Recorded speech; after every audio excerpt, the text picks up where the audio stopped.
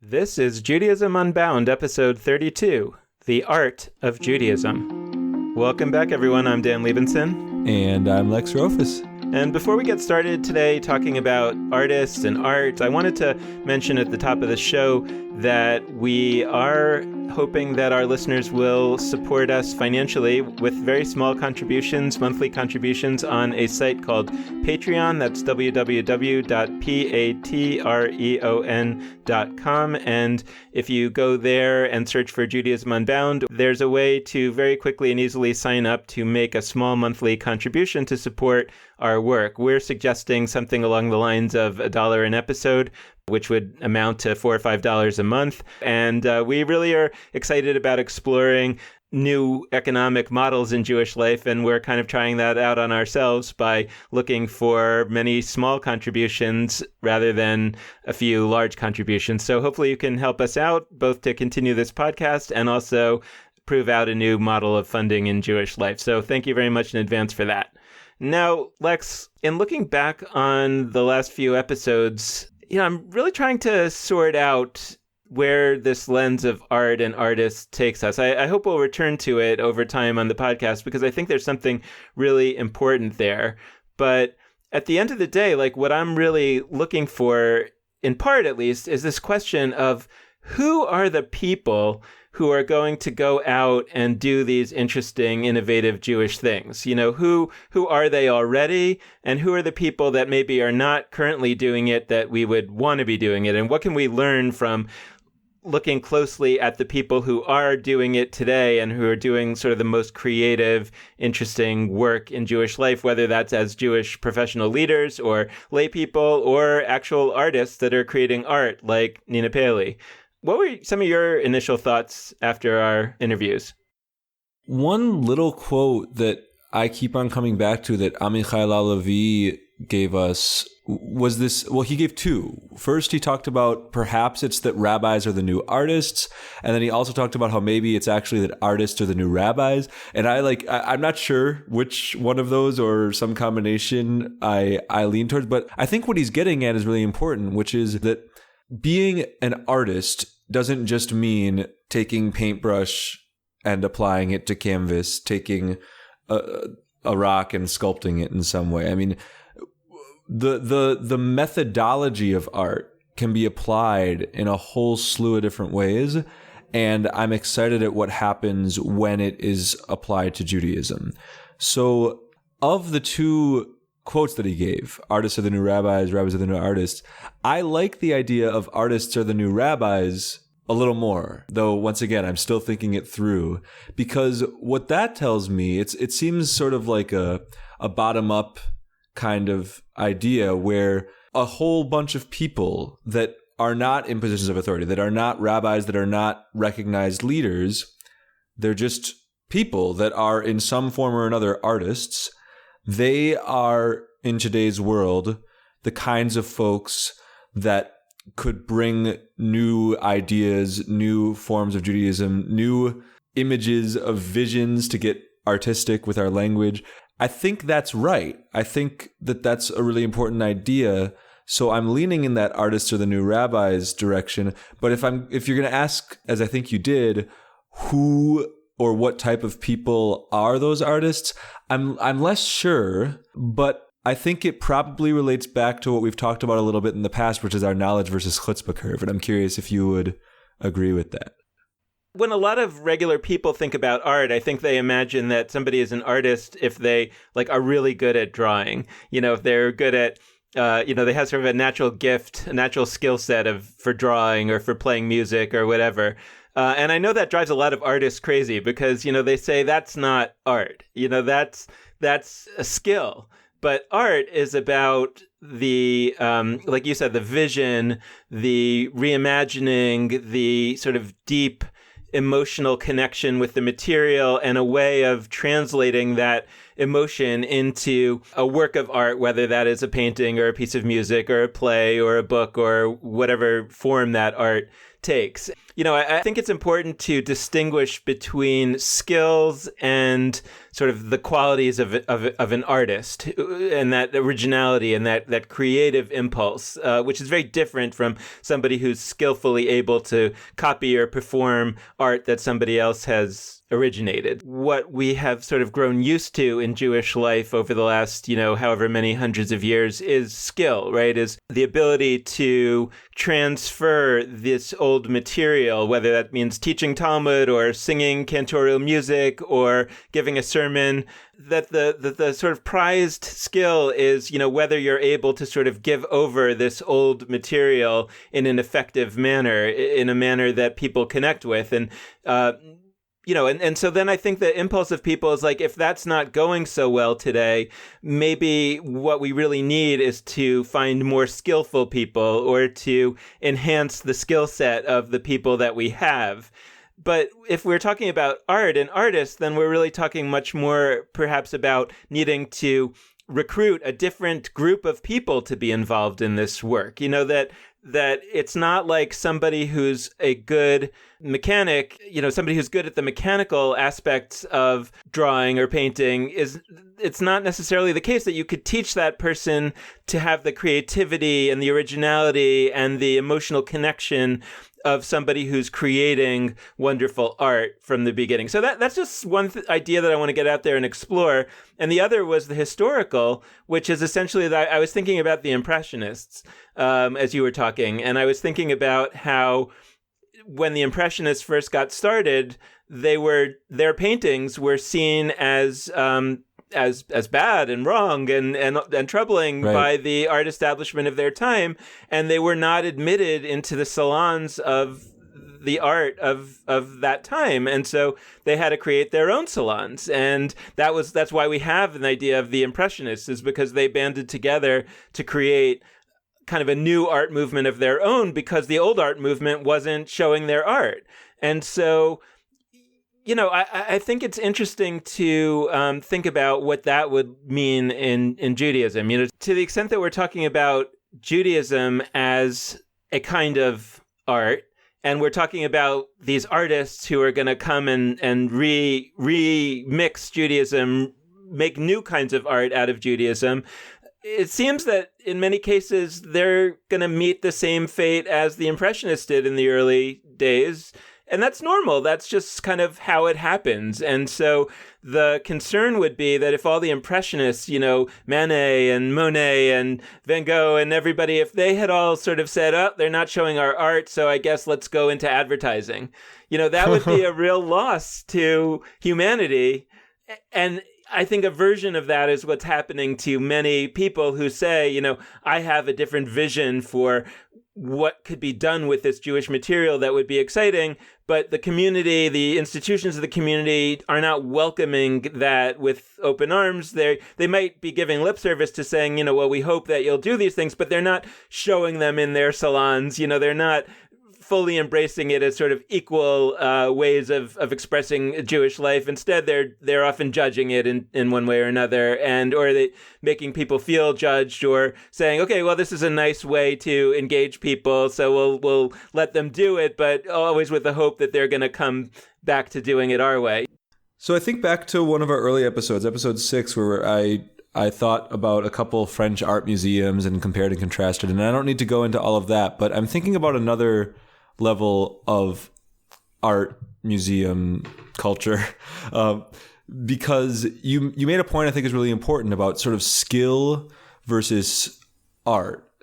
And when I think about skill, so I don't think you meant, and I'm pretty sure you didn't mean that skill isn't a part of what art is. And so I think too, when I go to a museum, there's always people from the local art schools or even high school students that might be taking an art class that are sort of sketching out their own editions of the paintings that are on the wall from 100 years ago.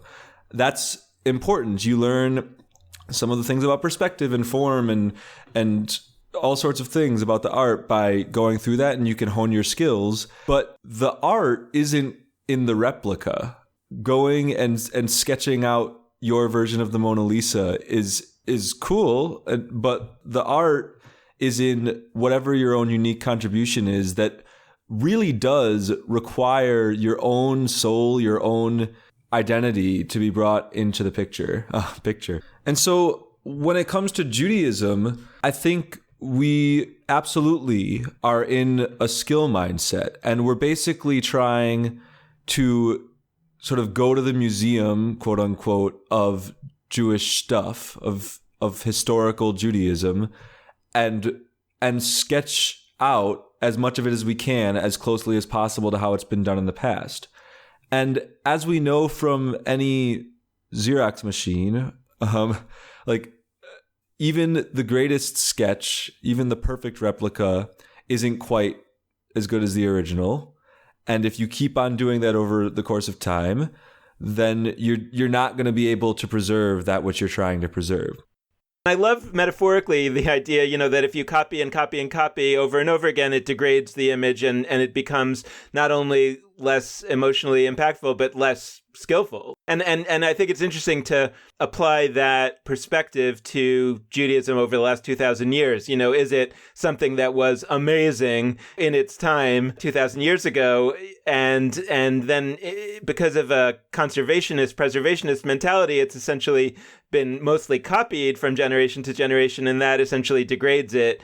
And so then the question is like, what do you do? And you can have an art restorer come and fix some of that degradation, and you may never get back to the original image, but you'll get much closer. But it strikes me that then you're back kind of in the museum mentality, because you still got a great piece of art, but it's not really moving people in quite the same way anymore today. The other option is that you can kind of, maybe like jazz, you can riff on it, and so you can preserve a lot of it, but find ways to make it more emotionally meaningful. And I think that that's a significant part of what's gone on in Judaism over the last 2,000 years. I don't think that it's a stereotype. It's not true to say that it's just stayed static. There's actually been a lot of change in Judaism over time, and it's important to recognize that, because I think that recognizing that too authenticates the idea that we need it in the future.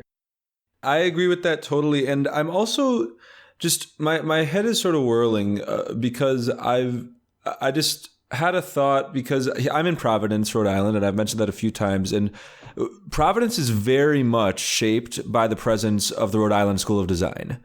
For those who don't know, Rhode Island School of Design is one of the best art and design schools in the world. For me, I almost take for granted being in some Jewish spaces where the artistic creative impulse is encouraged, because one of the ones that shaped me most, Brown and RISD Hillel, had people from RISD involved, and we even had an art gallery as part of the building. Like our building, a large part of it served as a rotating art gallery, including the room that we ate Shabbat dinner in. And this actually led to some issues here and there, because some of the art galleries, they bring shock value to like that's part of what creativity and art does, is that it exists to shock you and move you in the sense of actually shifting you and how you understand the world. And that occasionally can lead to some provocative stuff. And sometimes the paintings or sculptures or whatever was being featured in the art gallery, even videos sometimes, like those would be in the main space where dinner was on Friday nights. And people would be upset about that, because it totally changes the atmosphere that you're in. But at the same time, it was such a blessing, and I think everybody recognized this, to have art there all the time, and as a result, have many people who were involved with that organization, with Hillel, bring their own artistic skills to the forefront, bring photography, bring paintings, bring whatever. And so I just sort of am thinking about how in the Jewish community, we really don't have sort of aspirational standards for creativity that I can think of. We recognize people for amazing leadership. We recognize people who are incredibly generous philanthropically. But like, I'm trying to think if there are standards that we have or awards that we give for people that come up with like the craziest, wackiest, most interesting, outside the box, alternative new Jewish things. And we had one at this institution. There was an award every year for a new initiative that was one of the main awards, which I think might subconsciously be shaped by the culture that it's in. But in general, we haven't really thought of those creative impulses as the most aspirational, most important piece. I think that there's a conflation, or there's a mixing up between creativity and success. And I don't blame people for it. I mean, I think it's natural, and I think it's also extremely understandable given some of the concerns that people have about the numbers of Jews. But what I'm saying is that if you say that the proof of something creative being good is that it attracts a lot of people, then a lot of creative things are going to be considered not good because they don't attract a lot of people, at least not now. And that's where, like, again, I think that when we look at history through the rearview mirror, there's this compression effect of history. Because if you look historically through the rearview mirror at the number of people who were adherents to the Torah when it first came onto the scene, and here I'm talking about what modern scholarship thinks and not the story itself, it was a very, very, very small number of people. And especially compared to, the great empires of its day, the Assyrian, the Babylonian, the Egyptian empires that existed during that period of time, the number of Hebrews, Israelites, was tiny. The return from the Babylonian exile, where many scholars think that the Torah kind of came into its final form after the return from the Babylonian exile, we're talking about a tiny fragment of the Jewish people. And I understand the point of view of the organized Jewish community. I understand it both in terms of ideology, where they are ideologically saying it's so important for us to have more Jews or to not lose the Jews we have. So like we talked about early on, that focuses them very much on things that grow numbers quickly, as opposed to maybe grow numbers more, but over a long period of time. And also economically, which I think is probably more significant. They're saying, look, it's all well and good if you're telling me that this growth is going to, go exponential in 50 years, but I need to make my budget this year, or I need to have a viable organization for the next 5 years. So I'm desperately looking for things that are going to bring me members right away. And that's not likely to be the most creative thing. And so here's where I'll introduce the concept of the avant-garde, because that's very significant in art, right? This idea that the avant-garde are these artists who really are seen by the existing world as totally out there. But we know from the rearview mirror that the avant-garde often creates new art movements, or the bases for new art movements, that somebody else comes along and popularizes them, but that become the mainstream of the next period. And so in a sense, I think my question is, like, how could we both attract people to be part of a Jewish avant-garde today, and how could we sustain those people financially over time so that they won't need to go into advertising, because that's the only way they can put food on their table?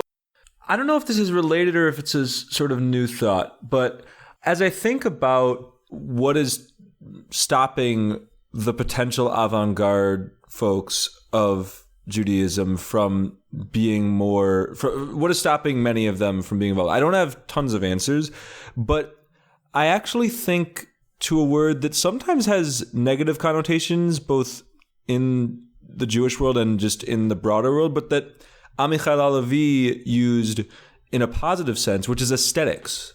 Like, we talk about, and I'll even do this sometimes. I'll talk about something, it's aesthetically nice, but it's not very deep or whatever. And that's a way of dismissing it as less important. But I actually think that Amichai Lau-Lavie said beautifully that aesthetics really are important. And especially to some folks who are literal artists, who are actually, whether they're in art school or they've made a big part of their lives creating visual or auditory art. I think, and I've heard this from some of them, that if they go to any space, one of the important things that is determining whether they're going to come back again is if it's aesthetically appealing. And so that's a few things. That's both, the physical space and how it's constructed and whether it's done thoughtfully, but it's also, what the music is, to what extent there is a sense of beauty in the room.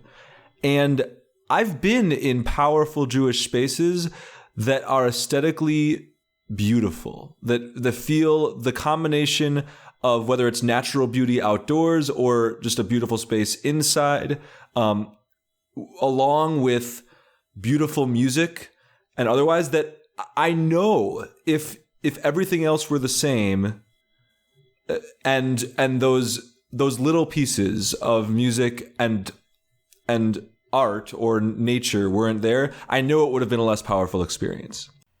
Okay, so you said earlier that you didn't know if that was a separate thought or a related thought. I think it's both separate and related. Let me pull out. I think that there are three different dimensions where art is coming into this conversation, and I want to sort them out. And then I think that there is a common denominator, and there may be more than three, but let me put them out. Number one is art that is Jewish themed.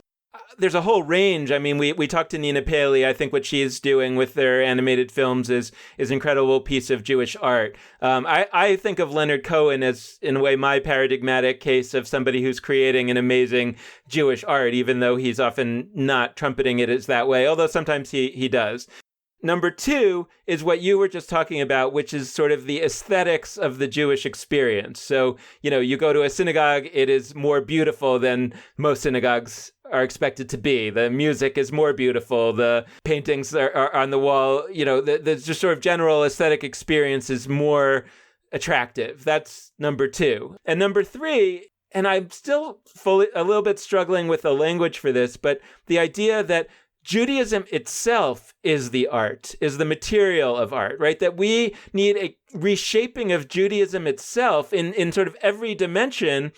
And that reshaping should not be done by people who are looking at it as a business, and are saying, how can we, as a short-term business, right? How can we get more people in the door immediately, and that's a form of changing something, but it's a form that's more based on sort of a business thinking of how are we going to get short-term gains. But in artistic thinking would say, how can we reimagine this in a way that, we can enhance its power, its emotional power and meaning, even if that only connects with a small number of people in the short term. Maybe it'll connect to a lot of people in the longer term if some entrepreneur comes along and figures out how to take that art and popularize it. But that's not the concern of the artist in many cases. The concern of the artist is, how can I create a emotionally powerful expression with this materials? And we're talking about the material being Judaism in the same way that in sculpture, the material is clay. In art, in painting, the material is paint. In music, the material is musical notes. So in Jewish art, where I'm not talking about Jewish paintings and Jewish music, I'm talking about Jewish art, meaning the material is Judaism itself and it's being reshaped. I think alongside those three categories, as we talk about sort of the who is doing this side of things, I think there's a real conversation to be had about who are the people that are most likely to take on each of those three projects. The first project of, what we would term Jewish art, despite the rightly thought out problems of that we've heard from some of our guests and ourselves, Chagall taking some story in the Torah and bringing a modern for his time spin to it. Now it might be a postmodern spin. That's important, and it requires, on the knowledge versus chutzpah curve, it requires a certain amount of experience and knowledge of Jewish narrative, story, text, etc. Because that really does involve taking things that are already recognized as part of what we call Jewish and making them into a visual or auditory experience. So that's number one. And as we go through each of these three categories, I think the amount of knowledge that is needed dips and the amount of chutzpah increases for those who are most likely to take on those projects. So the second one, in terms of the aesthetics of Judaism, the extent to which we think of Judaism as beautiful or attractive, once again, that requires a knowledge of how the Jewish community works, maybe an involvement in particular Jewish institutions where you could have a role in shaping how those spaces look or how the experience plays out, that kind of thing. It doesn't necessarily require much knowledge at all of sort of Jewish text, Jewish stories, etc. The third one, this unhinging, unbounding of Judaism as the material of art itself, that really, it does still require a little bit of knowledge of that which Judaism has been, but the emphasis really is not on that. It's about how are you shifting it? What's sort of your unique contribution? It's like in academia, what are you bringing to the table that nobody has discussed before? And if you, by the way, propose a paper or something that's already been done, like that's not particularly valuable in this third group. It's really important for us to think about all three of those because we've been talking about the third a lot and how that absolutely is more likely to come from folks that are sort of on the fringes, or at least that we would say are on the fringes in a variety of ways. But for I don't want anybody to run away who's like actively involved and thinks they have something to bring, because there are these other forms of art or aesthetics that absolutely those people might be best suited to take on. I'm trying to think, like, among the different people that we've talked to, there's a range between someone like Amichai Lau-Levi, who, if I'm remembering correctly, comes from a family of something like 39 generations of rabbis and grew up Orthodox. And, you know, his uncle was the chief rabbi of Israel and his brother is a famous Israeli rabbi, etc. Right? So you got somebody with a tremendous amount of knowledge. Maybe. Yeah, that's pretty good. That's pretty well, good. And of course, he's also gone to rabbinical school, whatever. You know, it's like acquired a lot of knowledge on his own, too.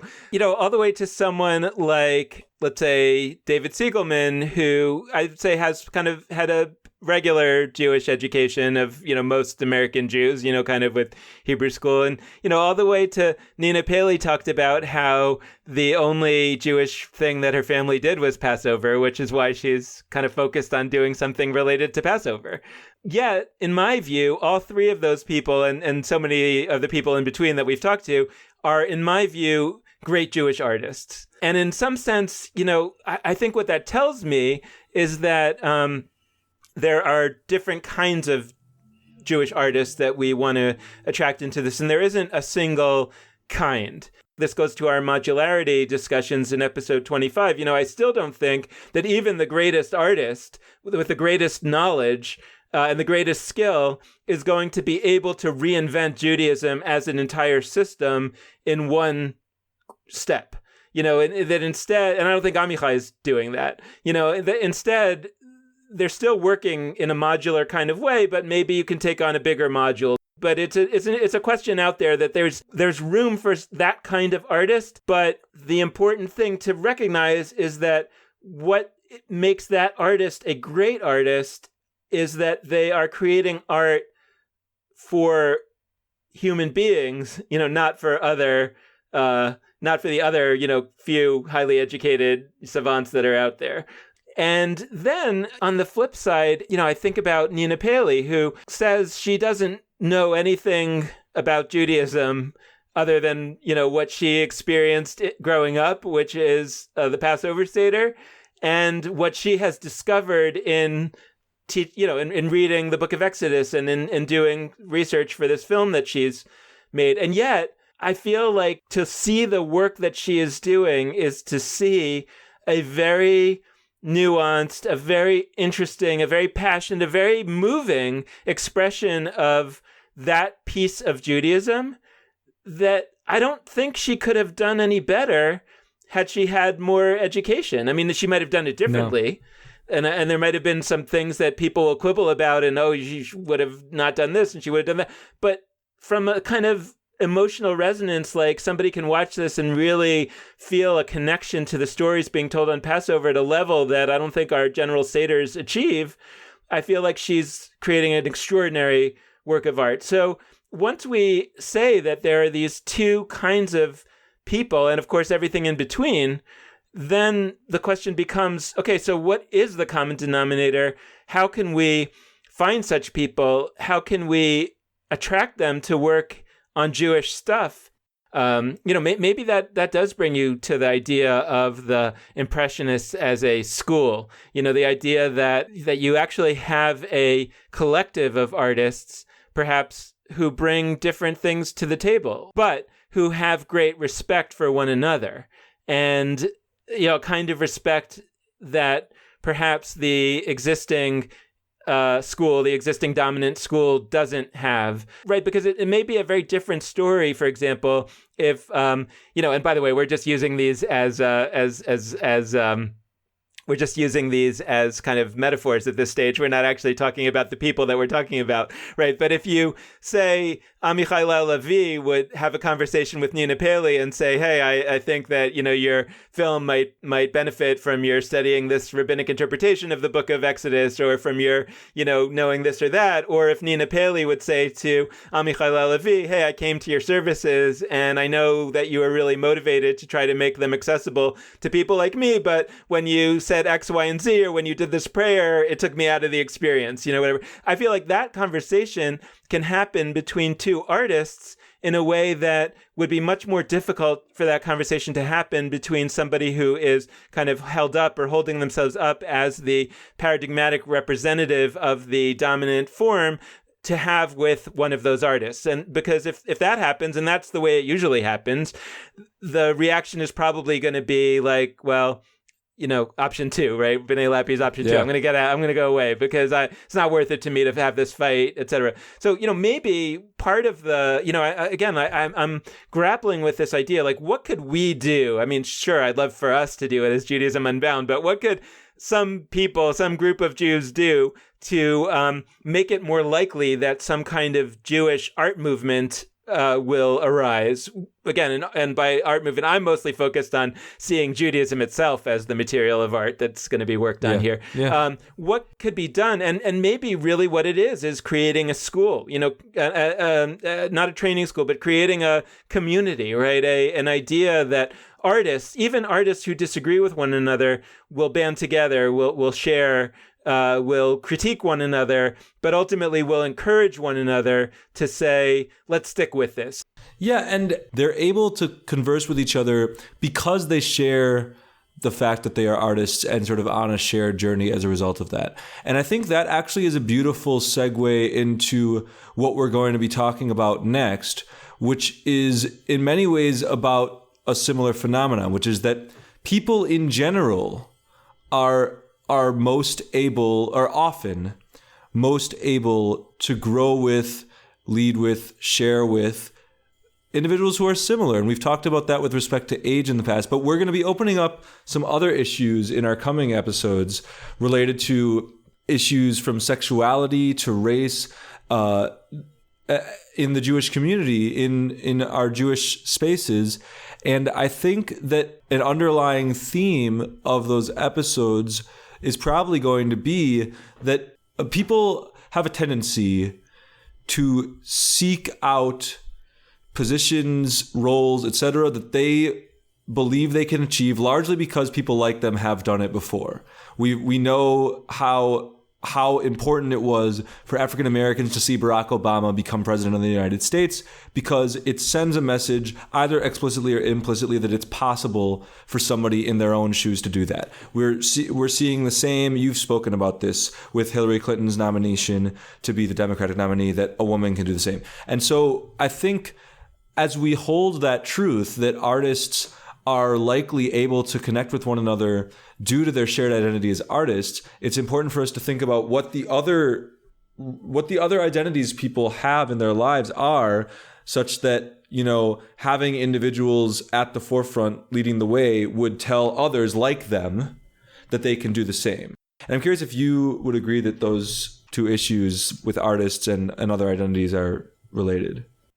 Yeah, I do. I hadn't thought about it before you said that. One of the important ways in which they're related is is like you say, I think that we can't underestimate the power of who is seen, whether they're intentionally putting themselves out that way or not, but who is seen by people as the authority figures within the Jewish community. And if those authority figures don't look like me, don't think like me, and especially if they're actively resistant to my ideas, it's going to be... Or my identity. Or my identity, for sure.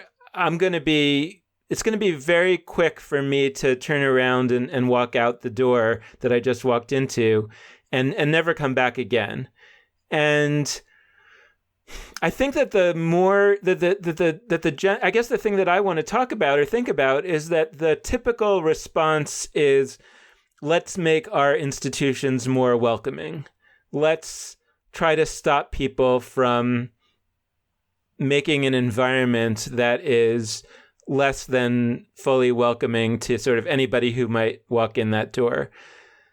But maybe that's not especially realistic in certain times. You know, maybe when the changes are too great, you can't control. I mean, I think about Jewish institutions that I'm part of, and you just can't control what everybody in the building is going to do. It's like, as wonderful as the rabbi of the synagogue might be, he or she can't control the comments that are going to be made by any particular person who's there on a Shabbat service. And if the poor person who walks in looking for a Jewish experience hears the wrong thing from that person sitting in the back row, they're going to very likely attribute that to being just as sort of authoritative a statement as if the rabbi had said it. And so, look, in a time when there isn't a whole lot of change and variance of people, you could say that, that might happen, but it's going to be relatively rare. But in a time when the variance is so great and the times are so different and what people are looking for is so different and people's experiences are so different and they're so much more mobile, and so people walking into a Jewish institution may not be coming from a different region in the country, from a different denomination, from all kinds of ways in which they've actually been educated Jewishly in a very particular way, but this is their first experience with a different kind of Judaism. That's going to happen so often that you wonder if sort of old style organizations really can modify themselves enough to make that actually work. One of the questions really is whether organizations are going to be able to do that successfully, reliably. And of course they should try. It's the right thing to do. But at the same time, I think there's a lot of role for communities of Jews who have different common denominators, whether that is the fact that they're all artists or the fact that they are from racial backgrounds that are different from the ones that, most American Jews came from in the past. Whatever that difference is, there's also value in that group of people connecting together and creating a new Jewish experience that is going to work for them and that's going to be able to give them that emotional economy, that role modeling, etc., that maybe even at its best, that older Jewish organization isn't going to be able to do for them. And that's not to say that that's a permanent situation. I mean, I think, and we'll look at this going forward, one of the most interesting developments, I think, of the last 20 years or so is that in the LGBTQ world, initially there was a move to create gay and lesbian synagogues and other kinds of special organizations serving the needs of and built upon the concerns of LGBTQ Jews. And there still are, and that's still very important. And nobody thinks that those, or at least I don't know of people that thinks they should go away. And yet at the same time, I think that what's starting to happen is that some of the things that were discovered in those organizations and that are working in those organizations actually turn out to be things that work for everybody and that end up being brought into the older existing Jewish organizations in ways that probably never would have happened, except for the fact that the people who felt excluded spent some time creating communities of their own.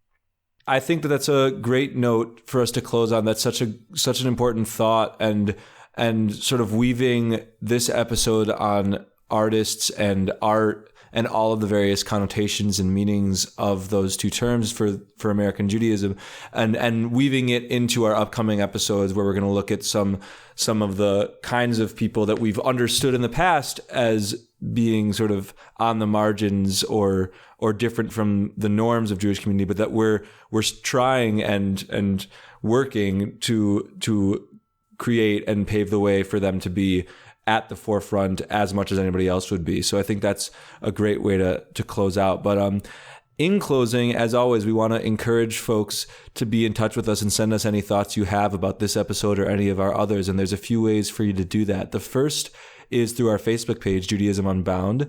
The second is that you can always head to our website, JudaismUnbound.com. And last but not least, you can send Dan and I emails at dan@nextjewishfuture.org and lex@nextjewishfuture.org. And the other thing that's important to remember, as Dan mentioned at the top of the episode, is that we have our Patreon account, which is a new way that you can, and that we're encouraging folks to support us. And you can find it at www.patreon.com. That's patreon.com/Judaism Unbound. And it just is a small monthly contribution, like Dan said, of $4 or $5, whatever you're able to contribute. And it helps us continue to create these podcast episodes moving forward. With that, this has been Judaism Unbound.